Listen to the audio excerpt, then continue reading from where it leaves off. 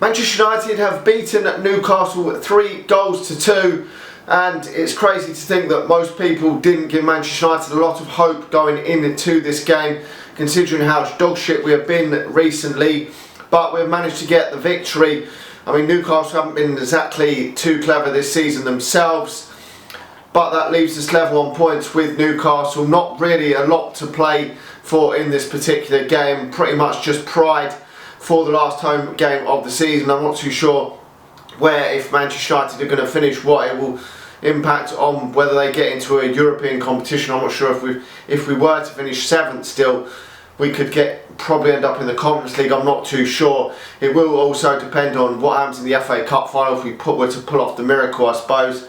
But I haven't really worked it out. But it is looking like Manchester United is still going to finish 8th in the table, because we are behind Newcastle on goal difference. So unless we win the final game, or at least draw it, and Newcastle don't get any points, we will finish 8th in the table, which is atrocious for Manchester United. But there was a bit more positivity tonight. Younger players have stepped up to the mark and scored the goals for Manchester United to get us 3-2.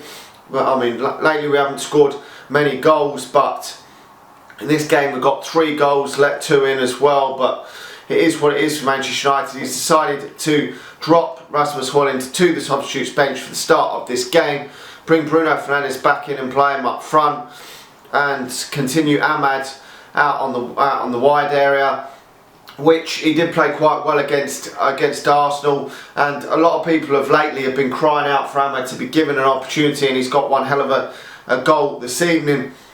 Now, it did look like Ahmad's days at Manchester United were almost numbered, because although Egghead's probably going to get the sack in the summer, you would think barring a miracle, surely he cannot continue with the way things are going. I mean, the only reason he obviously would be because of the lack of options. But even if Egghead's dismissed of his duties as Manchester United manager, it was looking bleak for Ahmad, because he hasn't been able to get enough game time, and when you're not given enough game time, you can't express your football on the pitch. And I just didn't know whether the next manager's going to keep him because of his lack of productivity for Manchester United on the pitch, because of a lack of game time this time around since he's come back from his loan spell at Sunderland. Now, we've seen that he has got bags and bags of ability. That's why Manchester United signed him a few years ago.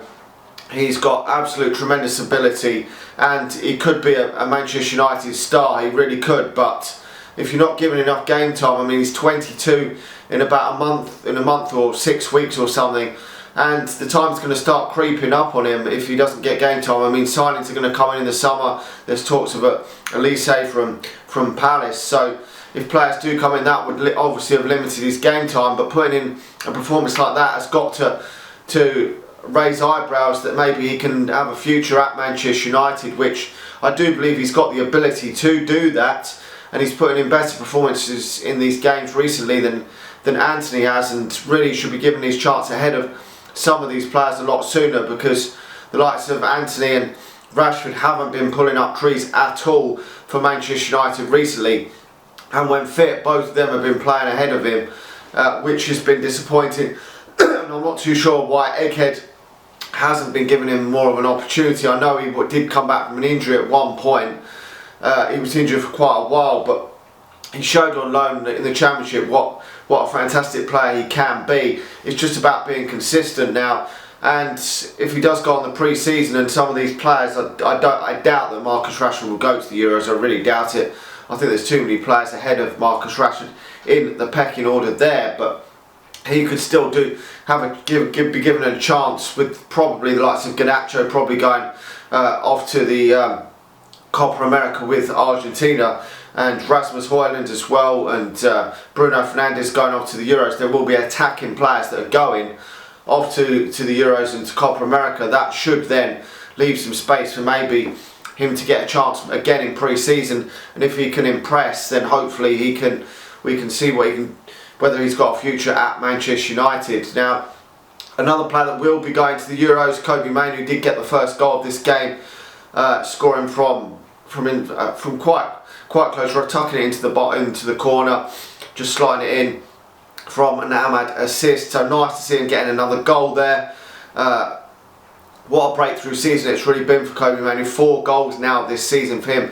I didn't expect that from the young man to get 4 goals at this stage of his Manchester United career. I didn't think that he had it in him to score.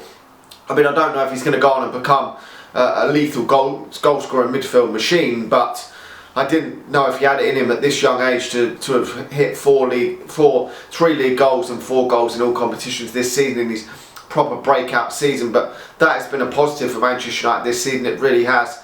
And then the icing on the cake was the third goal, because it did at one point go 1-1 in that second half, and then we've made it 2-1 with that great Ahmad strike, and then making it 3-1 with a nice strike from Rasmus Højlund. We'd like to see that a lot more. I know people are saying he's not getting enough shots off. Maybe he's got to try things himself. He hit a nice shot there and it went in, which is nice to see. His performances lately have been pretty poor, but he does have 15 goals this season, so hopefully he can have a good Euros and then come back to Manchester United next season raring to go. And hopefully these players, these younger players, can improve massively, and then next season they can get better. That would be a positive for Manchester United, because if they could improve, Manchester United will then improve, and we could get better next season, because we cannot be as fucking shit as this next season. But there's not really too much to shout about. Beating Newcastle in this almost dead rubber game at the end of the season doesn't really impact much now on the remainder of the season, apart from will Ahmad now starts the FA Cup final. That's going to be a conundrum for Erik ten Hag. He probably still hasn't done enough for Erik ten Hag to give him a start in the FA Cup final. A lot of people would sooner start him ahead of Antony and Rashford, but I'm not sure that ten Hag would start him ahead of Rashford in the FA Cup final. Personally, I think he's done enough, because them two have just been shite. They really have most of the season. But anyway, we will have to wait and see what he does go with against Brighton at the weekend, because there will only be a matter of a week or so, or less than a week, I think it probably will be, till the FA Cup final.